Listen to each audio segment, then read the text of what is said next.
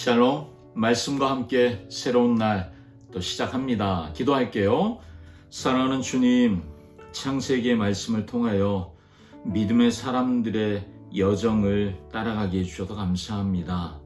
나의 믿음 없음을 보며 또 믿음으로 순종하는 것을 도전하시는 하나님의 말씀을 듣는 묵상의 시간이 되게 하여 주시옵소서. 예수님의 이름으로 기도합니다. 아멘. 아멘. 우리가 인생의 어떤 결정적인 갈림길, 이건 진짜 내 인생의 중요한 시간이다. 이럴 때가 우리 모두에게 다 있잖아요. 어떤 경우엔 정말 해보지 않은 일, 가보지 않은 길, 내 인생에 시도해보지 않은 어떤 일들을 해야 된다라는 부담을 갖게 된 때가 있죠. 그럴 때면 가족들이 만류하거나 아니면 미래가 너무 불확실하니까 누군가가 붙잡을 때 그때 가겠습니다 이렇게 대답할 때까지 얼마나 큰 용기가 필요한지 아마 여러분도 잘 아실 겁니다. 저도 제 삶에서 그런 경험들이 쉽지 않은 시간이었던 것을 기억하거든요. 오늘 우리가 묵상하는 본문에도 그런 사람이 등장해요.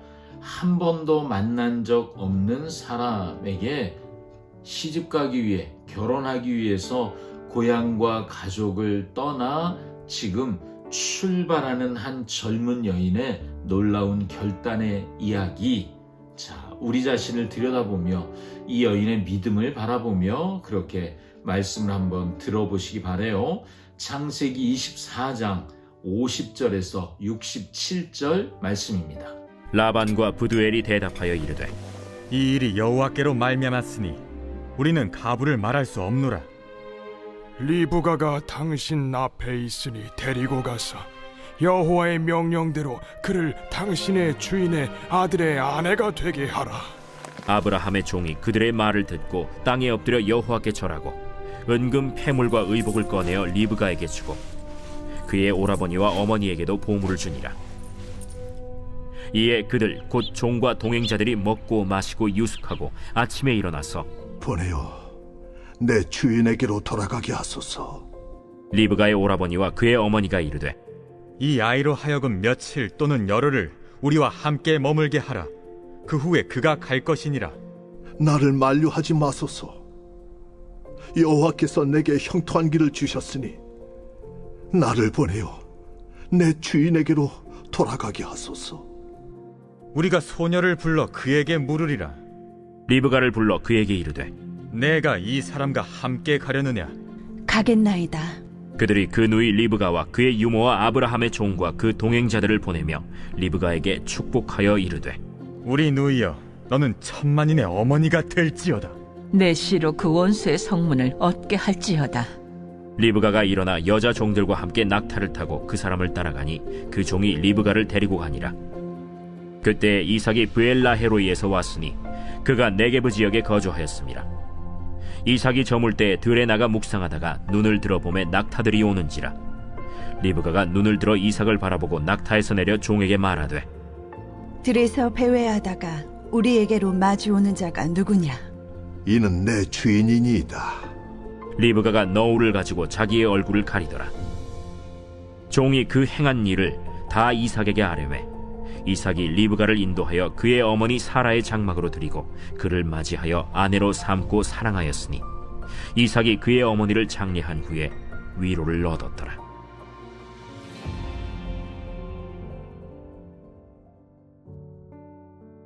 아멘. 우리는 지난번부터 계속 창세기 24장이 지금 아브라함이 자신의 종을 보내서 자기 아들 이삭의 며느리를 구해오게 한 그 이야기의 연장선에 오늘 이야기가 있죠.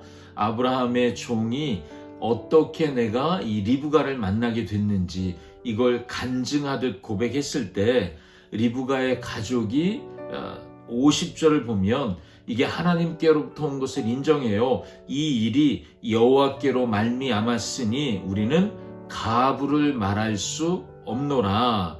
자, 그렇게 보내주는 것 같은데요. 막상 떠나려고 하니까 이 리브가의 오라버니인 라반과 엄마는 며칠만 더, 열흘만 더 이렇게 머물다 가라고 지금 붙잡게 되는 거죠. 이렇게 만류하는 상황에 이해가 되죠. 왜냐하면 한 달 넘는 여행길을 떠나가지만 이 다시 본다는 보장이 없어요. 지금 어린 딸을 보내는 엄마의 마음은 말리고 싶지 않았겠습니까?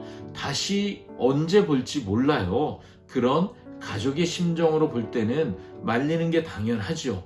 그래서 이 가족들이 리브가에게 묻기로 하잖아요. 58절에 네가 이 사람과 함께 가려느냐? 네 생각은 어떠냐? 리브가의 대답이 아주 한마디로 간결하지요. 가겠나이다. 여러분 놀랍지 않습니까? 이 어린 소녀가 지금 가겠다는 거예요. 하나님의 인도하심에 대한, 한 번도 만나본 적 없는 남자, 한 번도 가본 적 없는 땅, 돌아올 수 없을 걸 뻔히 아는 긴 여행, 그럼에도 리브가는 지금 하나님의 인도하심으로 자기를 찾아온 이 남자 종의 그 말을 신뢰하고 하나님의 인도하심을 신뢰하며 낙타에 올라타는 것이 61절이죠. 자, 그리고요, 가나안 땅에 지금 자기 아내감을 구하러 간 걸 아마 알고 있지 않았을까요? 그 가나안 땅의 네게부에서는 이삭이 63절을 보니까 저물 때 들에 나가 묵상을 하다가 눈을 들어서 낙타가 돌아오는 것을 보는 장면이 나옵니다. 엄마 사라가 죽고 사라를 잃은 후에 깊은 슬픔에 잠겨 있었던 이삭의 삶이었습니다. 아마 들판에 홀로 나가서 하나님 앞에 마음을 쏟아내며 기도하고 있지 않았을까요? 하나님, 외롭습니다. 나를 이해해 줄 사람이 없습니다. 그리고 그렇게 하나님 앞에 홀로 머무는 그 묵상의 자리에서 하나님이 예비하신 위로 리브가를 만나게 됩니다. 67절에 이삭이 리브가를 맞이하여 아내로 삼고 사랑하였답니다. 위로를 얻었더라. 리브가를 통하여 사라를 잃은 슬픔을 이겨낼 수 있었다는 거죠.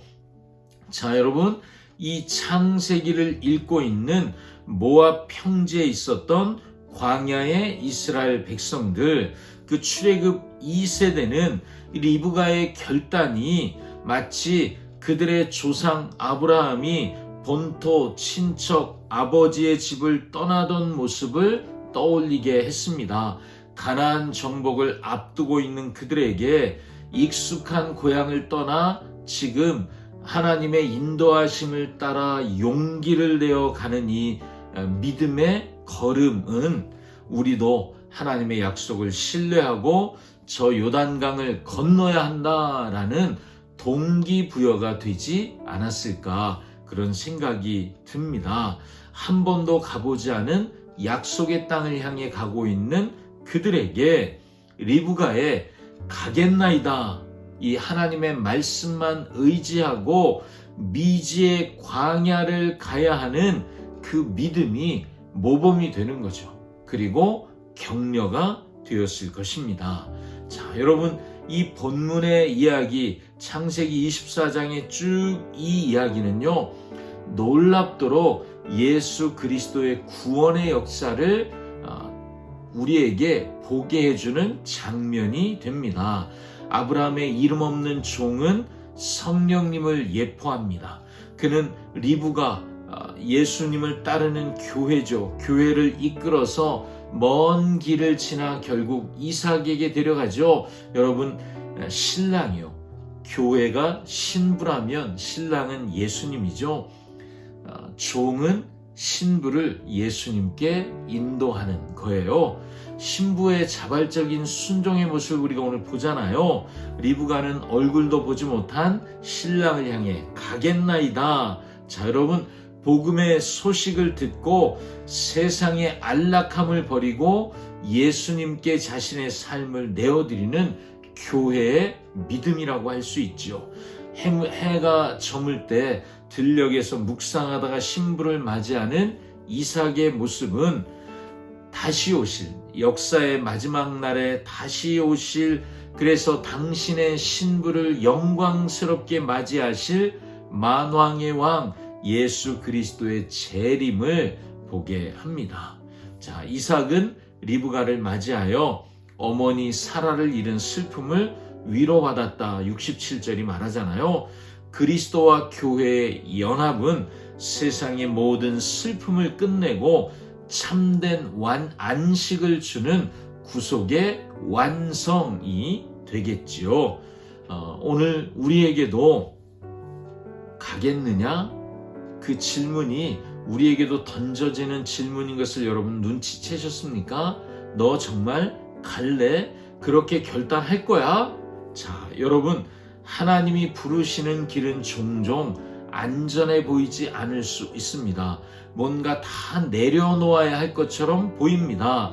때로는 편한 직장이, 또 익숙한 관계가, 그리고 오래 붙들고 살았던 내 삶의 방식과 태도들이, 가족과 주변의 사람들이 우리에게 하는 말, 좀 더 머물러도 돼, 좀 내 옆에 더 있어, 여러분, 이런 것이 우리를 끌어내립니다. 우리의 마음이 헷갈리기 시작하죠. 그때 기억하십시오. 리브가의 가겠나이다, 이 고백은 이삭이 얼마나 좋은 사람인지 확인한 다음에 하는 고백이 아닙니다. 종이 전해주었던 증언, 하나님의 인도하심이 날 여기까지 인도했습니다. 이 말만 듣고, 그리고 믿음으로 내린 결단이었습니다. 자, 그 믿음의 여정 끝에서 묵상하는, 기도하며 기다리던 신랑을 만났고, 그리고 두 사람은 깊은 사랑과 위로를 경험합니다. 자, 여러분, 하나님이 우리를 인도하신다면 반드시 그곳에 위로와 깊은 사랑이 기다리고 있습니다. 자, 이삭의 모습도 우리에게 깊은 울림을 줍니다. 어머니를 잃은 슬픔 속에 있다가 그가 나가 묵상하잖아요. 기도하잖아요. 하나님의 위로와 응답은 뭔가 대책을 만들고 해결책을 찾기 위해 우왕좌왕 뛰어다닐 때 위로가 임하는 것이 아니라, 조용히 해가 질 때 조용히 들판으로 나갔던 이삭처럼 잠잠하게 하나님 앞에 앉아 있을 때, 머물 때, 오늘 우리가 나누듯 묵상의 자리에 있을 때 하나님의 위로가 임하는 줄 믿습니다. 오늘 내가 가겠나이다. 여러분, 이 믿음의 고백이 저와 여러분, 우리의 고백 되기를 원합니다. 이 고백을 하길 원하신다면 오늘도 성령 하나님께 용기를 달라고 기도해 보시지요. 기도하겠습니다.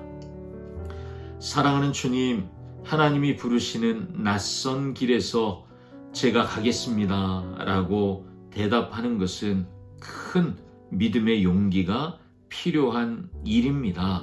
주님, 우리가 이 용기가 필요합니다. 성령 하나님, 우리에게 용기를 주시옵소서.